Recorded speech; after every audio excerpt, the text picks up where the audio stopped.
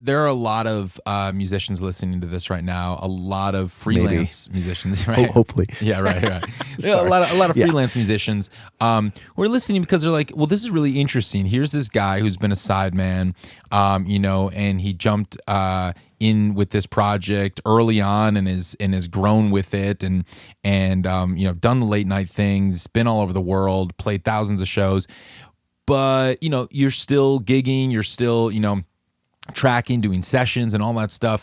What advice do you have for giggers, for sidemen and sidewomen, the freelance musicians out there who are trying to figure out how to do what you're doing, like how to be in your shoes where you can like be a touring artist, be a recording, session cat. Like, how do you do that? How do you do that? Yeah. Well, I think first and foremost, talent is important. Okay. But the hang is more important.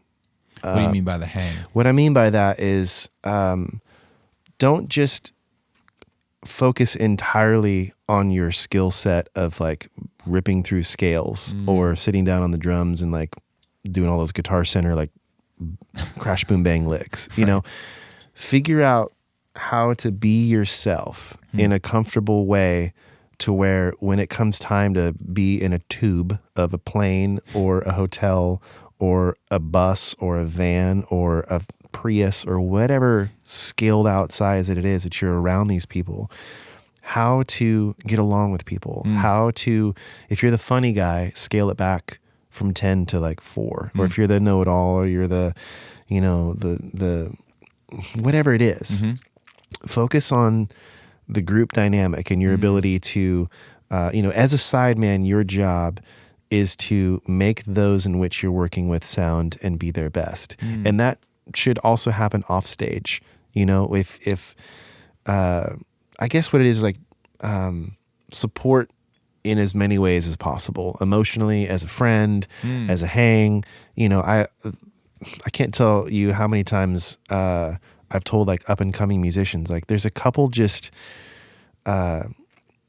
moves that you can do if you go out on your first tour. Like when you guys all hop in the van and everybody's all exhausted and you pull into a gas station and you get out, just grab the windshield wiper and wash the windows for whoever's driving. Or, when you pull into Starbucks, like learn what everybody's drink is and pop in and just, it costs you $18.78 to make your whole van happy. Right. And that goes a long way, and that will help with morale, and it'll be like, okay, this dude's just not in it for himself to come out here and like click his pedals and rip guitar solos and then like put his headphones in and tune out for 8 hours in the van and pretend like I don't even know this guy sitting next to me,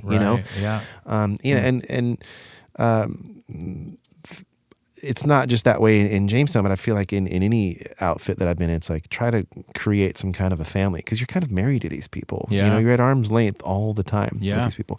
But diversify as well. If you're a side guy, as much as it sounds like a joke to like, you don't need to be a gear head, but take your equipment seriously. Have it be reliable, keep it in tune, make sure your intonation's fine or like in touch, and spend the money to take it to a luthier or something to like dial it in. If you're going to be working on this instrument for months at a time or hours every day, make sure that it's in good operating condition, because nothing is more embarrassing than walking out on a sold out show and then having a patch cable that doesn't work, or an amp that's about ready to die or something. Like treat yourself like you are a business and invest in your own business.